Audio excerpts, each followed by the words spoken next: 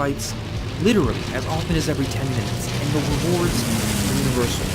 It doesn't matter what you enjoy playing, you'll still be working towards those characters in any mode. You'll be working towards currency to earn new items, concept art, spirit trophies. You're constantly earning. It makes the feeling of playing Smash by yourself one of genuine enjoyment. Instead of turning on the game as a single-player game, playing a couple matches and turning it off, you're always working forward, and it makes the personality of yourself in the game brand new over and over again. And then, you hop into World of Light, and Smash changes drastically, and some of these currencies open. This isn't just an hour-long single-player fight through a couple stages. This is a full-blown RPG. You make your way across a litany of custom matches. Sometimes you'll be handicapped in some way. Maybe there's one annoying constant assist trophy like there is here. By the way, it's helpful.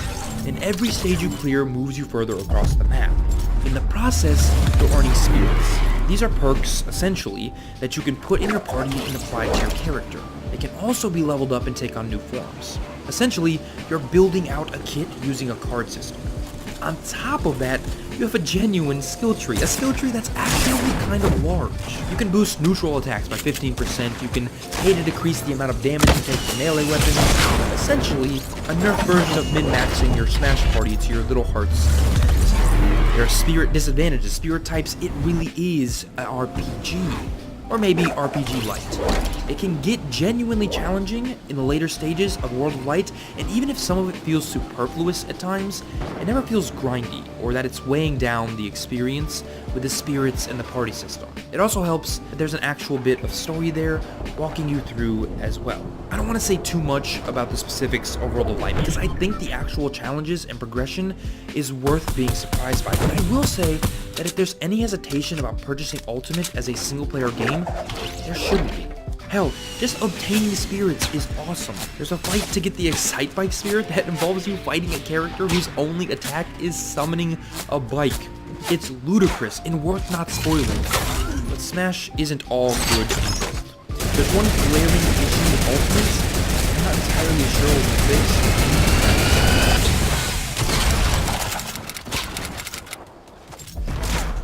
Quagmire? There you are. Nobody's seen your game. Hey, Peter. I've just been, past some of that internet. Smash has a massive problem that should be totally unsurprising to anyone even remotely familiar with Nintendo this decade. Smash Online is problematic, to say the least. The base offering of online is simple enough. You can head online by yourself or with a friend and duke it out. Unfortunately, it gets increasingly complicated from there. Let's start simple. Switch Online now costs money. If you want to play Smash Online, you're gonna have to pay for it. Unfortunately, that service once again proves that not only is Nintendo far behind the times with online, but that it isn't worth a cent. The lag in Smash is absurd, and plays out in ways that I've genuinely never seen in a game. Sometimes a match in the game will freeze entirely. Everyone on screen will be frozen. When it unfreezes seconds later, the timer hasn't changed, everyone is in the exact same position as before the freeze, and it moves on as though nothing happened. Meaning that it's not just one connection, it's afflicting 4 players at the same time. Other times, the lag will seemingly only occur with 1 or 2 players, thus putting those people at a disadvantage and destroying the flow of matches. Other times, the game will freeze out entirely, or will take minutes to find a match.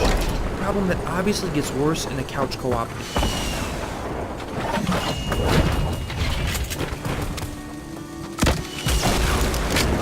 Hops are like grapes, special conditions of terroir, of soil, the growing conditions, of climate, the sunlight will produce unique flavors. A lager beer should be fruity, floral, and the flavors that we want in Boston Lager can only come from hops grown in this little piece of ground.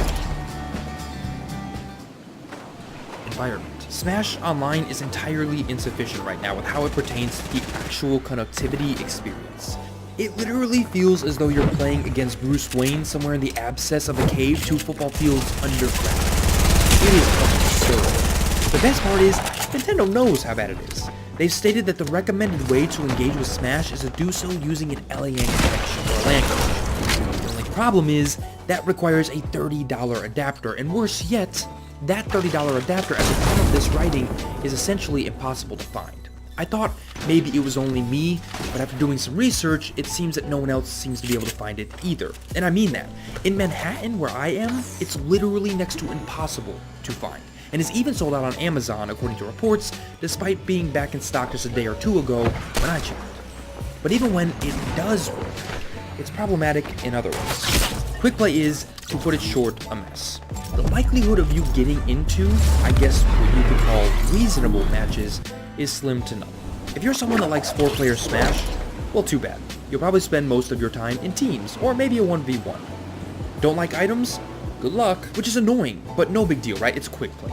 But it does make the whole I'll just get a quick random match in a tad bit of a guessing game that can get annoying incredibly quickly. This is a problem seemingly across the board. Pro Smash players are reporting that even in Smash's competitive mode, Elite Smash, some players are being booted and placed into team matches that are incapable of leaving without repercussions. And no, preferred rules don't seem to be helping having an impact on that problem. And there are little problems too, like the fact that changing fighters in between matches is impossible if you choose to go again, the fact that you can't really set up any play with friends without having to get a hold of them outside of Smash and in the outside world, but it's not all bad. I've had a lot of fun with Smash Online, genuinely, but I can't ignore the fact that many people, including me at times, have had real problems with online so far. And there's simply no arguing that this online system is beyond archaic, and how you engage with it seems similar to me. There's a workaround, though, for playing with friends that can help you avoid these problems, and it's one that Smash dedicates a whole lot of resources.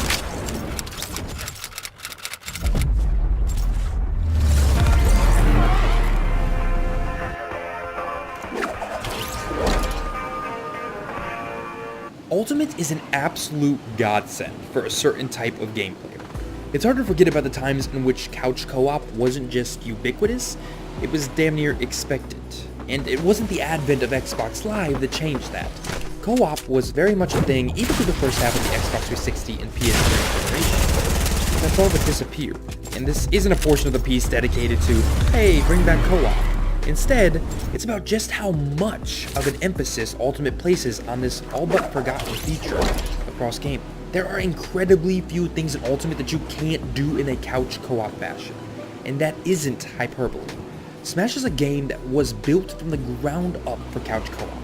Want to play Mob Smash? Essentially a wave mode, which, by the way, you absolutely should engage with because All-Star Smash is about as close you'll get to a WWE Battle Royale in a Nintendo game. And awesomely, the characters all appear in the order of their Japanese release dates. Yeah, talk about attention to detail. You can do that with friends right from your very couch. You can train with your friends, which we'll come back to, but allows for you to learn Smash in a way that's far more enjoyable.